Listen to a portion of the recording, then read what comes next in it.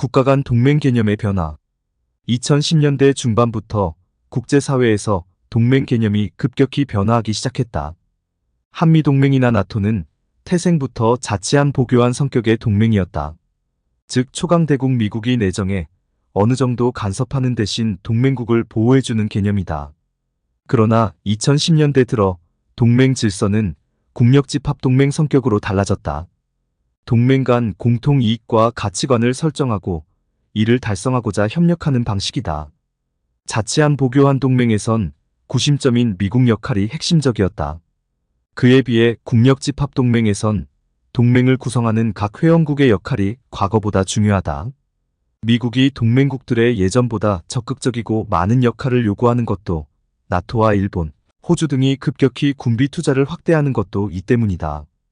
유럽 각국 정부의 고위 관료와 정보군 기관은 지난해 말부터 향후 수년 내로 러시아와 전면전이 발발할 수 있다는 경고를 쏟아냈다. 미국과 아시아 각국 고위급 인사는 물론 여러 싱크탱크도 2027년을 전후해 중국의 대만 침공, 이에 맞춘 북한의 대남 공격이 있을 것이라며 경고음을 내고 있다.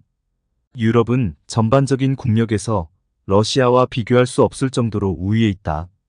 미국과 핵무기를 공유하는 나라는 물론 자체 핵무기를 가진 강대국들도 있다.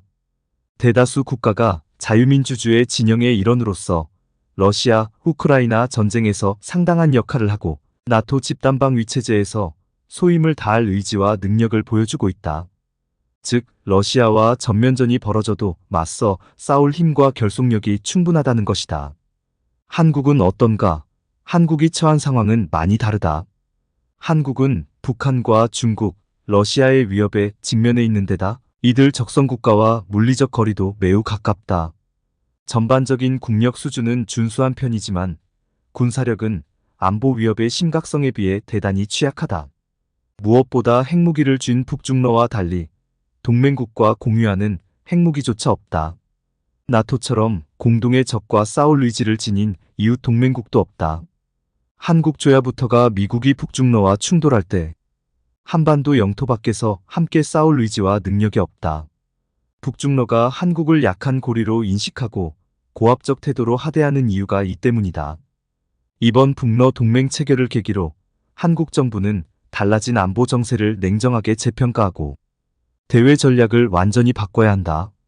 한국이 자유민주주의 진영의 일원으로서 역할을 다할 것임을 천명하면서 우크라이나에 대한 군사 지원과 자체 군비 증강을 시작해야 한다. 그래야 미국을 비롯한 유엔군 사령부 구성국, 자유민주주의 진영 우방국이 한국을 진정한 동맹으로 인식하고 한반도 유사시에 함께 싸워줄 것이기 때문이다. 한국의 한반도 비핵화 대외 전략도 수정해야 한다. 군사력 건설에는 많은 돈과 시간이 들어간다. 오랫동안 실질적인 군비 증강에 소홀했던 한국이 최근 몇 년 사이 급속도로 성장한 북중러의 군사적 위협에 대처할 수 있는 군비 증강을 진행해야 한다.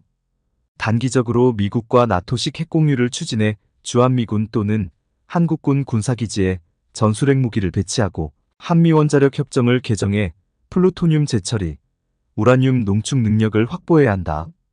정부는 핵무기가 한국 생존은 물론 자유민주주의 진영을 지키는 데 반드시 필요하다는 인식을 미국에 심어줄 필요가 있다. 그러기 위해선 한국이 진영 내 천병이자 핵심 국가로서 역할과 소임을 다할 것이라는 확신을 줘야 한다. 이 역할과 소임은 현 시점에선 바로 우크라이나에 대한 파격적이고 적극적인 무기 지원이다. 정부가 자유민주주의 진영의 선봉으로서 제 역할을 다한다면 대한민국은 미래에도 여전히 번영을 구가할 것이다.